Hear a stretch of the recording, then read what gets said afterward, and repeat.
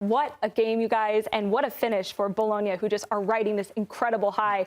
And for Inter, on the other hand, the team that all three of you picked going through in this game, they started so strong, they scored just 2 minutes in, they had all these great chances, and yet they come up short in the final Grell. So when you look back on this match, the missed opportunities, just lacking that lethal just ability to kill this game off, I mean, is it just another sign of what you've come to expect about this Inter Milan squad? Yeah, if you watch everything they did, like up, back, and through, hold-up play, runners, the wing backs were good. You guys were right about, them favoring the left side. A lot went through Di Marco. Like, I'm thinking about the volley hit, a couple balls, Bastoni's cross for the first goal.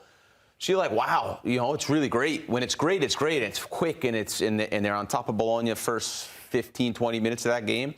And then at the end, when it was 1-1 and they needed something from the game, it was just like that last ball. They couldn't find it. That last bit of quality, that last little bit of directness, lacking a guy who can beat a guy on the dribble and maybe unbalance the defense. And it turns into like hopeful crosses, and they get into like a centered area that's so congested, and it's just like on a cheap giveaway, and Bologna able to go the other way on the counter. So it's funny to say it because they score so many goals. They score the most goals in Italy.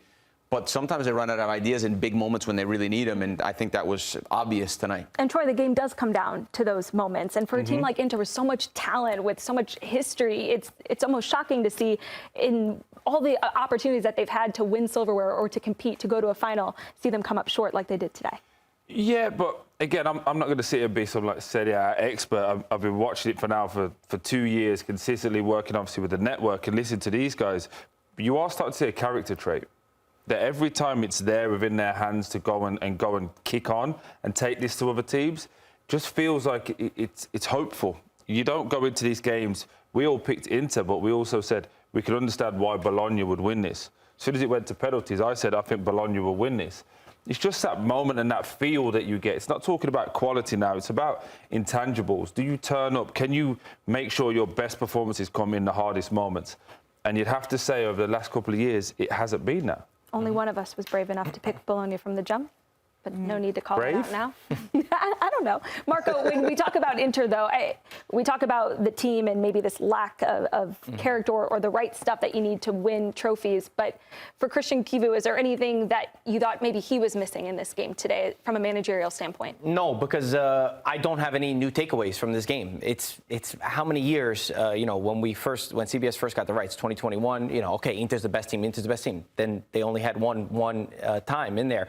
And we learned that in the big games, and this is just another example, in the big games, Inter have not pulled through enough of the time. Yes, this year they do beat Roma, but we have the record with Juve, with Milan, with Napoli in the direct battles. You could be as good as you want. You could have as much possession. You could play as beautiful football. But if you can't get the job done, you end the year with no trophies. And we keep saying the other teams are not as good as them. Bologna or Napoli will end with 2 trophies with inferior squads, according to everyone here, right? Yet they're the ones that are putting 2 in their trophy bin, and Inter are not. Just on that Roma comment there, though, do we think Roma are going to be right up there at the end of the year? I don't think personally. So to give credit, saying okay, one high pressure moment, Roma's at the top 4 or 5 team. I'm saying by the end of the year they could be 5th, 6th, and it doesn't look as good as it does now. Is the point I was getting at? But they are. Yeah, but I just mean in terms of where they were in the table at the moment, in a high-pressure moment, yes, because technically they're higher than Juve. And if we consider Juve a big team, then I think we should say it for Roma. I'll make one quick point in something that I saw in the game, and I think this has been something that's been going on for a while now. The 2 most fundamental players in Inter today, in the starting lineup today, is Bastoni and Barella. Right? We've said many times, and I've said this always, they're some of the best Italian players we have, right? They're the leaders in that starting 11, because Lautaro Martinez is not there. Every time there's a missed pass, it's hands in the air. It's head down. I got to make up the yards for this guy now. Free headers, Bastoni's missing. Barella misses the penalty, looks down at the spot. He's looking at the spot there. 10 other guys took the penalty. Nobody's looking at the spot. The ball never jumped. We saw it. We've got the good cameras on the back of the ball. The ball never jumped. He misses the penalty. It can't be my fault. So looking at the ground. Guy misses a pass. A teammate misses a pass, like that. That's the reaction. That stuff you got to cut out quick. If I'm the manager there, if I'm a fan there, and I keep seeing it from one of my best players, to me that's an issue that's I don't know if it's part of why they drop in big games, but that's something I would say, hey, we got to cut the body language out immediately. A lot of those players, obviously huge names, right? Barella in particular, and we say, wow, we've never seen them take a penalty before. It's like the first time that we can remember, and maybe there's good reason why. But I think there's ways of missing penalties, right? It's the attitude and the approach to missing. Obviously, we all miss. I think I missed like 5 in my career. You miss penalties, but you're in a situation where it's the way you take them. So when you see that Bonnie one, you're like, well, hold on. Like, who do you think you are? Where did you arrive at this moment? So I think missing penalties and the actions and the way you miss a penalty says a lot more about actually than missing the penalties. Did you get the sense that he was just trying something where if you're a player on the team, you're thinking you should be doing that in training, To me, he seemed scared. He seemed like, oh, I don't really want to do this. Like in the huddle, it was a good idea to say, I'll take a penalty. And now, actually, if I miss this, we're going out. Do you get the feeling I'm on about? It was strange the way he set up to it, and then obviously the way he wants to make it look like, that little stutter step and the goalkeeper goes the wrong way and he rolls it, and he sort of, like take the mick out of the goalkeeper and make it look like, oh yeah, super easy.